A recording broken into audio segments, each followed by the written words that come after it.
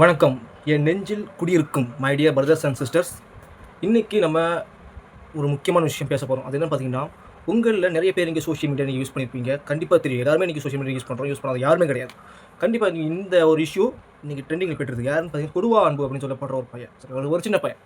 இவனுக்கு வந்து மிஞ்சி போனால் அவனுக்கு ஒரு 15 வயசு தான் இருக்கும். சரி, ஒரு 10ஆம் கிளாஸ் படிக்கிற வேண்டிய இந்த பையன் இந்த பையன் என்ன பண்ணியிருக்கான் பார்த்தீங்கன்னா, ஒர்க் ஃப்ரம் ஹோம் நான் வந்து வேலை எடுத்து தரேன்னு சொல்லி மோசடி பண்ணியிருக்கேன். எவ்வளவு பண மோசடி பண்ணிக்கிட்டு இருக்கான். அதாவது ஒரு மிகப்பெரிய ஒரு ஸ்கேம் பண்ணிக்கிட்டு இருக்கான் அப்படின்னு சொன்னா உங்களுக்கு நம்ப முடியுதா? நம்பி தான் ஆகணும். உண்மை. நிறைய பேர் வந்து அதாவது இவனால பாதிக்கப்பட்டவங்க லிஸ்ட்டில் பார்க்கும்போது நிறைய பேர் இருக்காங்க. நிறைய பேர் இன்னைக்கு சோஷியல் மீடியாவில் கதறாங்க. என் பைசா திருடிட்டான், என் பைசா ஸ்கேம் பண்ணிட்டான், ரிட்டர்ன் கொடுங்க அப்படின்னு சில பேர் புகார் பண்ணுறாங்க. ஆனால் இந்த பையனுக்கு பின்னாடி மர்மம் என்ன பார்த்தீங்கன்னா, அதாவது இவன் மட்டும் இல்லை, இவங்க பின்னாடி 2 அண்ணன்மார்கள் அவங்க சொல்லி இவன் பண்ணுறான். அதாவது இவன் அம்பு, ஆனால் ஏதவன் வந்து வில்லு வந்து அவங்க 2 அண்ணன்மார்கள். இவனோட ஊர் தென்காசி பக்கம்னு சொல்கிற மாதிரி இருக்குது. சரிங்களா? இது மட்டும் இல்லை, இந்த பையன் வந்து இன்னைக்கு அதாவது இவன் எங்கே மாட்டிக்கிட்டான் பார்த்தீங்கன்னா, அவங்க அம்மாவுக்கு வந்து ஒரு தார் கார் ஒன்று வாங்கினான். சரிங்களா? வாங்கி கொடுத்தான். அப்போ வந்து எல்லாம் யோசிக்க வேண்டிய ஒரு விஷயம் தான். இந்த பையனுக்கு நம்மளே இன்னைக்கு வந்து ஒரு சாதாரண ஒரு சாதாரண ஒரு யங்ஸ்டர் வந்து இன்னைக்கு ஒரு வேலைக்கு போனால் மிஞ்சி போனால் 15,000 20,000 கிடைக்கும். இவனுக்கு எப்படி இந்த பைசா கிடைச்சது? இவன் சோஷியல் மீடியாவில் போட்டு எப்படி இவனுக்கு பைசா கிடைச்சது? ஆரம்ப காலத்தில் வந்து இந்த சேலஞ்ச் வீடியோ தான் பண்ணுவான் போலது. சரிங்களா? நான் பார்த்து கிடையாது. சேலஞ்ச் வீடியோ தான் பண்ணியிருப்பான் போலது. அதுலேருந்து பண்ணி இன்னைக்கு என்ன பண்ணியிருக்கான் பார்த்தீங்கன்னா, இன்னைக்கு ஒரு தார் கார் வாங்கியிருக்கான். இது எப்படி சாத்தியமாச்சு? இது எப்படி பாசிபிள் அப்படின்னு மக்கள் யோசிக்க தொடங்குனாங்க. ஸோ இந்த விஷயம் இன்னைக்கு அலசி ஆராய்ஞ்சு பார்க்கும்போது இன்னைக்கு தெரிஞ்சுக்க விஷயம்.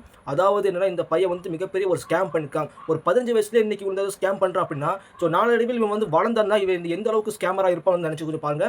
இது மட்டும் இல்லை, டிவிகே அப்படின்னு சொல்லப்படுற அந்த அரசியல் அந்த நம்மளோட விஜய் அண்ணா வச்சு அவரை வந்து ஒரு பணையமா வச்சு இவன் ஸ்கேம் பண்ண நினைக்கும் போது அது கஷ்டமாக இருக்குது. அதாவது மலேசியாவில் மாநாடு போக முடியலாம், இப்படி அப்படி அழுகிறதா இருக்கட்டும். ஸோ இந்த விஷயம் இவங்க பண்ணுற நாடக விஷயத்தை வந்து நம்பி பைசா போட்டுக்கலாம். நம்மளை அடிச்சுக்கணும். சரிங்களா? அதாவது சொல்கிறேன், யாராவது ஒர்க் ஃப்ரம் ஹோம் சொன்னோம், காசு கேட்டால் கொடுக்காதீங்க.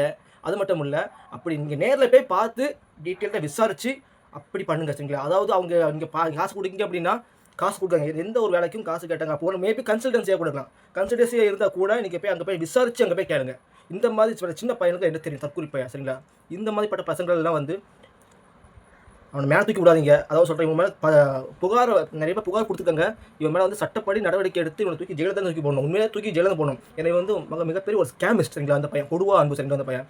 அது மட்டும் இல்லை, இந்த வீடியோ பிடிச்ச லைக் பண்ணுங்கள், வீடியோவுக்கு சப்ஸ்கிரைப் பண்ணுங்கள். பாய்.